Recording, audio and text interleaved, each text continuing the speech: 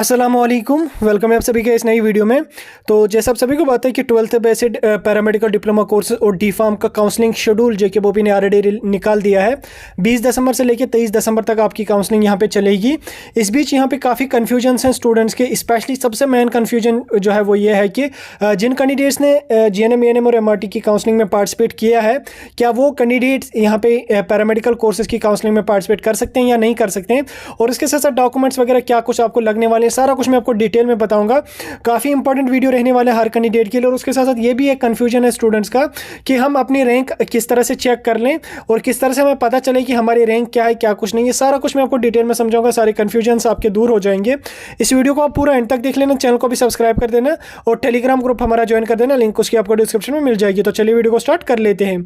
तो देखिए, पहले हम बात करेंगे कि आपको अपनी रैंक किस तरह से चेक कर लेनी है। देखिए, जब जेके बोपी ने GNM ANM और MRT की काउंसलिंग का शेड्यूल निकाला था, उसी में उन्होंने प्रोविजनल मेरिट लिस्ट एक अटैच की थी। तो आपको वो लिस्ट डाउनलोड करनी पड़ेगी। उस लिस्ट को डाउनलोड करने की लिंक मैं आपको डिस्क्रिप्शन में दे दूंगा, आप डाउनलोड कर दीजिए। डाउनलोड करने के बाद आपको जो है वो PDF आ जाएगा। PDF को जो है आप स्क्रॉल डाउन कर लेना, नीचे स्क्रॉल डाउन करने के बाद आपने अपना नाम वगैरह उसमें चेक कर लेना, और साइड में आपको जो है वो एक ऑप्शन होगा रैंक का, वो वहाँ पे आपको चेक कर लेनी है। तो रैंक का चेक करने के बाद आपने इस शेड्यूल को देख लेना है। अगर आपकी रैंक 1 से लेके 2500 के बीच में आती है तो 20 दिसंबर को जाना है। 2501 से लेके 5000 तक आती है तो 21 दिसंबर को जाना है। 5001 से लेके 8000 तक आती है तो 22 दिसंबर को जाना है। 8001 से लेके 13031 आती है तो 23 दिसंबर को यहाँ पे आपको काउंसलिंग के लिए जाना है। ये सब देखने के बाद आपने क्या कुछ कर लेना, डॉक्यूमेंट्स भी अपने ले जाने। जब आपकी काउंसलिंग होगी, पहले आपको जो है वो 12th की मार्कशीट लगेगी, उसके साथ साथ डेट ऑफ बर्थ आपको 10th की लगेगी, उसके साथ साथ यहाँ पे आपको जो है डोमिसाइल सर्टिफिकेट भी लगेगी, कैटेगरी सर्टिफिकेट भी लगेगी। ये डॉक्यूमेंट्स आपको ओरिजिनल में ले जाने काउंसलिंग के लिए। बाकी कुछ गाइडलाइंस का भी यहाँ पे हम देख लेंगे। उस जो सीट मैट्रिक्स वगैरह होगा वो एक दिन पहले आ जाएगा।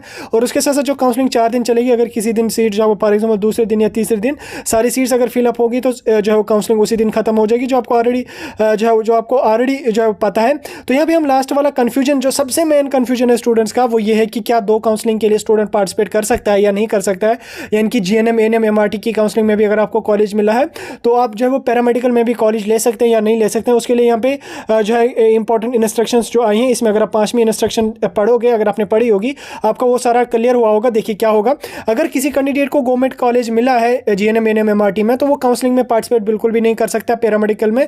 लेकिन अगर किसी कैंडिडेट को यहाँ पे GNM ANM और MRT में प्राइवेट कॉलेज मिला है, MRT में तो वैसे प्राइवेट कॉलेज है नहीं, GNM ANM में अगर किसी कैंडिडेट का प्राइवेट कॉलेज मिला है लेकिन वो पैरामेडिकल के लिए एलिजिबल है, यानी कि जो उसकी मेरिट लिस्ट है उसमें उसको पैरामेडिकल को भी यस लिखा है, यानी कि जब उसने फॉर्म भरा था उसने पैरामेडिकल को भी यस रखा था, GNM ANM को भी यस रखा था, और या मतलब पैरामेडिकल और उसके साथ साथ किसी और कोर्स को भी यस रखा था। ओवरऑल पैरामेडिकल को कैंडिडेट ने यस रखा होगा, दैट मीन्स कि वो कैंडिडेट एलिजिबल है फिर पैरामेडिकल की काउंसलिंग के लिए। ये फर्स्ट यहाँ पे आपको जो है पॉइंट है। उसके साथ साथ अगर आपको प्राइवेट कॉलेज मिला है तो ही आप काउंसलिंग में पार्टिसिपेट कर सकते हैं। अगर आपको गवर्नमेंट कॉलेज मिला है तो आप काउंसलिंग में बिल्कुल भी पार्टिसिपेट नहीं कर सकते।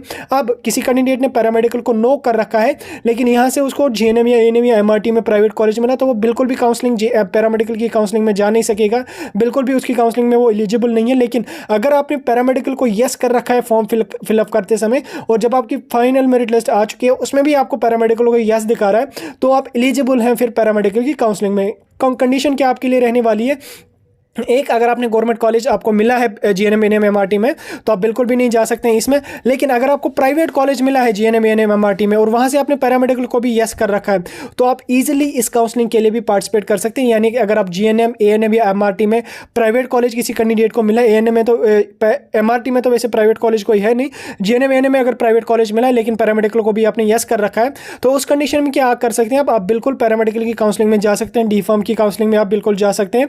तो क्या कंडीशन आपके लिए रहने वाली, आपकी जो सीट होगी GNM ANM की वो आपकी कैंसिल कर दी जाएगी। कैंसिल करने के बाद आपको जो है वो फिर इस काउंसलिंग पैरामेडिकल की काउंसलिंग में एलिजिबल जो है आप होंगे, आपको मौका दिया जाएगा काउंसलिंग करने के लिए, काउंसलिंग में पार्टिसिपेट करने के लिए। लेकिन अगर आपको गवर्नमेंट कॉलेज मिला है तो उस कंडीशन में आप बिल्कुल भी एलिजिबल नहीं है। अगर आपको प्राइवेट कॉलेज मिला है, अगर उसको आप अपग्रेड करना चाहते हैं कि गवर्नमेंट कॉलेज मुझे मिले, चाहे वो पैरामेडिकल में ही किसी भी पैरामेडिकल की ब्रांच में मिले, तो आप बिल्कुल जा सकते हैं, कोई इशू नहीं है। लेकिन आपका जो है वो मेरिट लिस्ट में पैरामेडिकल को यस होना चाहिए। तो डिटेल में यह कंफ्यूजन मैंने आपको क्लियर किया, थोड़ा सा और मैं इसको मतलब रफली दोबारा से बता रहा हूँ।